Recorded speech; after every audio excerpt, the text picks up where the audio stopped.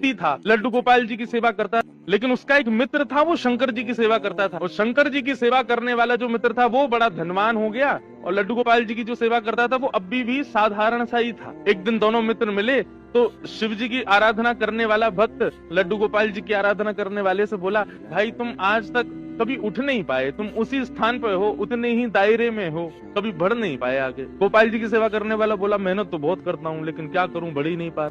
शिव आराधक ने कहा, एक काम करो, तुम अपने आराध्य बदल दो। ये तुम गोपाल जी की आराधना करते हो ना, इनकी जगह तुम शिव जी की आराधना शुरू कर दो, देखना कैसे जीवन में बदलाव आएगा। अब उस व्यक्ति ने यही किया कि गोपाल जी को ले जाकर के तो अलमारी में रख दिया, दूसरे दिन एक शंकर जी ले आया और शंकर जी का बढ़िया रुद्राभिषेक करके, त्रिपुंड लगा करके, बढ़िया ज्योत नैवेद्य आदि सब अर्पित करके, अगरबत्ती जला करके ओम नमः शिवाय का जाप करने लगा। और अब गोपाल जी की सेवा करता था, वो गोपाल जी अंदर बैठा दिए एक अलमारी में, उनकी सेवा बंद, ओम नमः शिवाय का जाप करने लगा।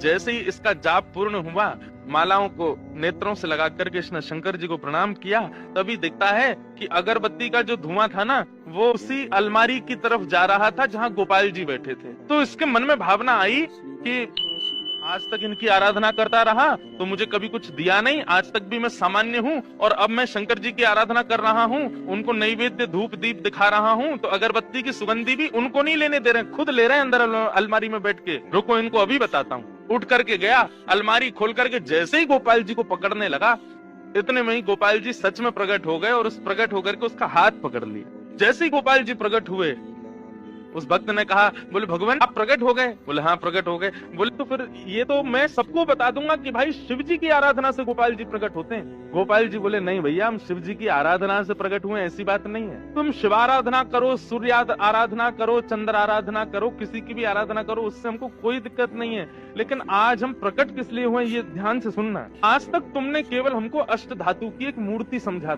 तुम्हारे मन में कभी ये भावना नहीं आती थी कि इनकी आंखें भी हैं, इनकी नाक भी है, इनकी जीभ भी है, इनके कान भी हैं, इनकी त्वचा भी है, इनके हाथ पैर भी हैं। परंतु आज जब वो अगरबत्ती का धुआं सहज ही मेरी तरफ आ गया तो तुम्हारे मन में ये भावना आई कि अगरबत्ती की सुगंधी मैं ले रहा हूँ, मतलब मैं जड़ नहीं हूँ, मैं चैतन्य हूँ। वास्तव में शिव आराधना ने मुझे प्रकट नहीं किया, तुम्हारे हृदय में जो चैतन्यता का भाव मेरे प्रति आया है उसने मुझे प्रकट किया है। ये चैतन्य हम मानते हैं, नहीं मानते?